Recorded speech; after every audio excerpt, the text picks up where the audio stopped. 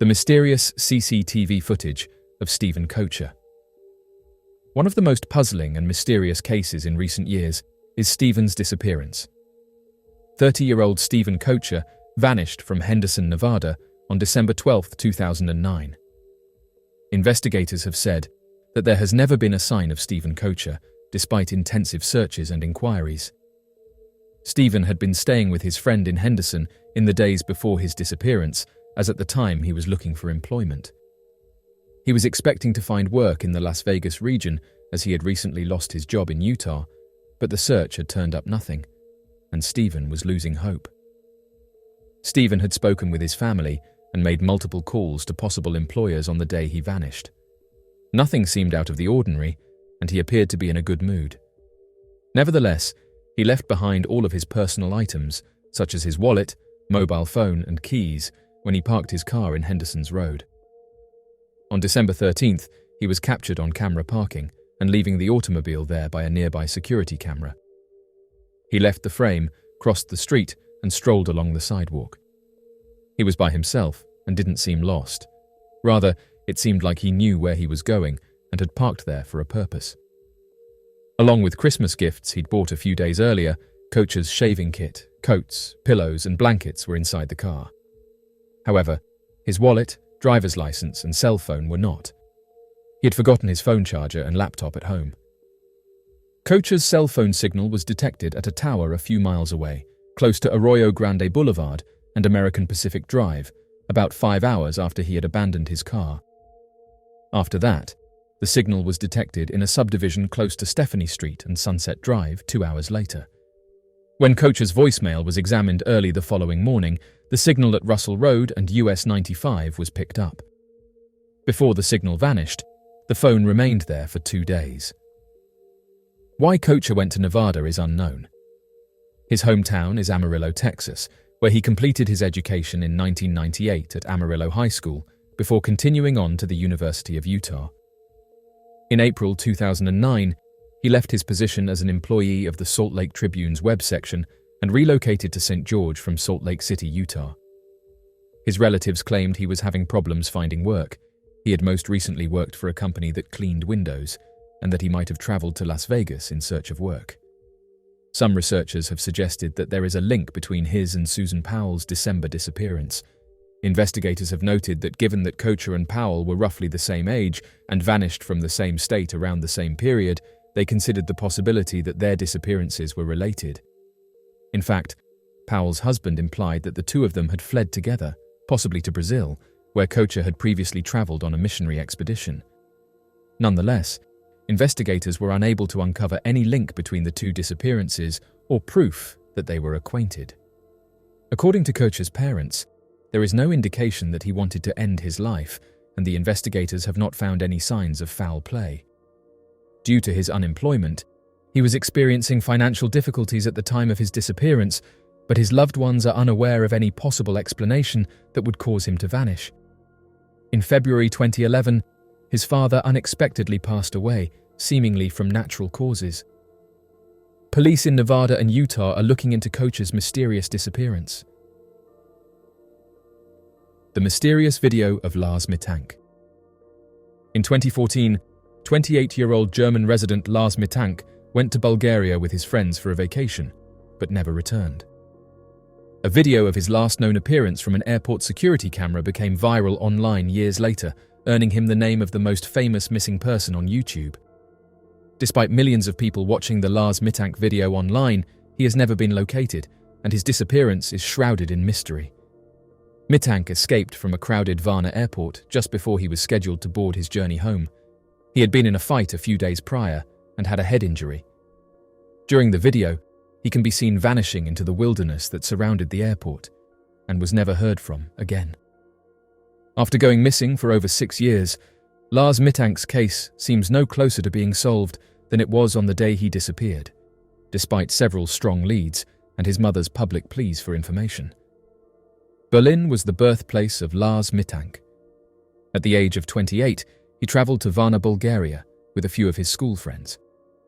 The group lodged at the Golden Sands Resort, located along the coast of the Black Sea. During the trip, Lars got into a pub brawl with 4 men over which football team, Bayern Munich or SV Werder Bremen, was the best. The other 4 supported Bayern, but Mittank was a fan of Werder. It is said that Mittank departed the bar ahead of his friends, and they didn't see him again until the following morning. Mittank told his friends he had been beaten up when he eventually showed up at the Golden Sands resort. Various friends provided varying accounts, each of which had varying specifics. While some said the men had paid a local to execute the beating, others informed investigators Mittank was beaten by the same group of men he had fought with inside the pub. Nevertheless, Mittank emerged from the encounter with a torn eardrum and a broken jaw. After a while, he visited a nearby physician who gave him a prescription to stop the infection of his wounds. Because of his injury, he was also instructed to stay behind while his friends went home. Mittank encouraged his friends not to postpone their return till he recovered and arranged for a later departure. After that, he booked into a motel close to the airport, where he started acting strange. Lars Mittank was caught on tape by hotel security hiding inside the lift, sneaking out of the building at midnight and coming back a few hours later. He claimed that someone was attempting to take his life or rob him when he called his mother. In addition, he texted her to ask her to deactivate his credit cards and inquire about his medicine.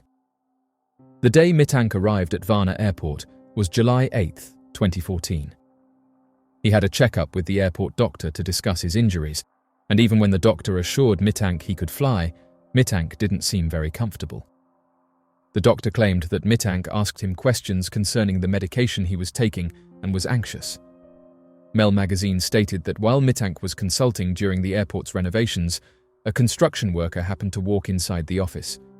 Mittank was heard saying that he didn't want to lose his life. Mel further stated that Lars threw his things on the ground and ran down the hallway. He scaled a fence outside the airport, and after he got over it, he vanished into a nearby woodland and was never seen again. According to Dr. Todd Grande, a licensed health counselor who wrote about Mittank's disappearance, he stated that Lars Mittank had no prior history of illnesses that would cause him to act like this. Grande stated that Mittank maintained good relationships with his loved ones. In order to avoid having to travel back alone, his buddies offered to postpone their flight, and he texted his mother every step of the way. In addition, Mittank left his money, phone, and passport at the airport when he ran away. According to a different opinion, Mittank was possibly involved in smuggling activities or any other illegal activity that neither his loved ones nor the government were aware of. This idea explains why Mittank was never discovered, yet it is not well supported by the available data. An additional theory is that Mittank was attacked shortly after leaving the area. He informed his mother that he was being followed while he was staying behind in Bulgaria. Numerous detectives surmise that the individuals he brawled with in the pub were still pursuing him. The reason Mittank fled could be explained if they were being pursued, and it might also clarify why his body was never discovered. There is a fourth idea that suggests Mittank might have been high at the time of his disappearance. Many people think that Mittank's episode may have been caused by the antibiotic cefprozil, which was provided to him to repair his perforated eardrum, maybe in combination with another prescription. As bizarre as it may seem, it is not unfeasible. 3 common side effects of the medication are listed: restlessness, hyperactivity, and dizziness. Furthermore, research indicates that acute psychosis may be a possible adverse effect of several antibiotics. This could explain how a person without a history of this type of behavior could have abruptly transformed. It's possible that Mittank's actions had nothing to do with the cefprozil he was taking. Dr. Grande suggests that Mittank might have gone through the onset of first-break psychosis. He contends that this would account for his anxiety, delusions, and paranoia. It might also clarify the strange conduct seen in the Lars Mittank video. Although Dr. Grande believes the psychosis theory to be the most plausible of the lot, he emphasizes that it still doesn't explain Mittank's disappearance or why nothing of him was never discovered. Even after the German Federal Criminal Police Office conducted years of inquiry, Mittank is still unaccounted for. Every now and again, someone who viewed the Lars Mittank video and is either an amateur investigator, an internet troll, or a concerned citizen claims to have seen him somewhere in the world. In Germany alone, almost 10,000 individuals go missing each year. Although half of all cases involving missing persons are settled in less than a week, Fewer than 3% of them are truly located within a year. Over 6 months have passed since Lars Mittank vanished. Police in Porto Velho, Brazil, apprehended a man in 2016 who lacked identification and seemed to have no idea who he was. When a picture of the man recuperating in a hospital became viral on social media, internet detectives pointed out that he resembled Mittank in terms of appearance. Later on, the individual was recognized as Toronto native Anton Pilipa. It had been 5 years since he vanished. A truck driver allegedly offered Mittank a lift out of Dresden in 2019. As the driver headed towards the city of Brandenburg, he picked up a hitchhiker. He could not help but notice the passenger's similarity to Lars Mittank when they were traveling, but investigators said that the story didn't prove that Lars was still alive. Over the years, his mother has also made numerous appearances on radio and television programs in an attempt to piece together the puzzle of Lars Mittank's disappearance. Her requests to locate her son have been shown on Bulgarian and German television, but to no avail. She keeps sharing messages on social media. In 2007, Andrew Gosden disappeared without a trace. The CCTV footage from King's Cross Station shows Andrew Gosden walking through a crowd, and this would be the last time he was spotted. Not much information has been released to the public about Andrew Gosden or his location in the years that have followed. Police still don't know why Andrew travelled to London on that particular day, or who, if anyone, he was going to meet. Furthermore, despite the fact that 2 individuals were detained in December 2021 on suspicion of taking Andrew, they have subsequently been found not to have committed any crimes. Experts and true crime fans alike are still perplexed by the case of Andrew Gosden's disappearance. The seemingly perfect home life that Andrew Gosden had appears to be one of the most peculiar aspects of his story. Andrew was born on July 10, 1993. His parents chose not to baptize their children because they were Anglican Christians. They did not wish to force their opinions on others, as they clarified in a 2008 interview. Rather than that, they supported their kids in following their own interests and making their own discoveries. Both Andrew and his sister Charlotte developed strong attachments to their respective pastimes. Andrew was a big fan of the Harry Potter and Alex Rider series. His sister greatly embraced the mid-2000s goth subculture and coloured her hair black. Their mutual appreciation of rock and metal bands helped the two get along. Andrew possessed a great degree of intelligence as well.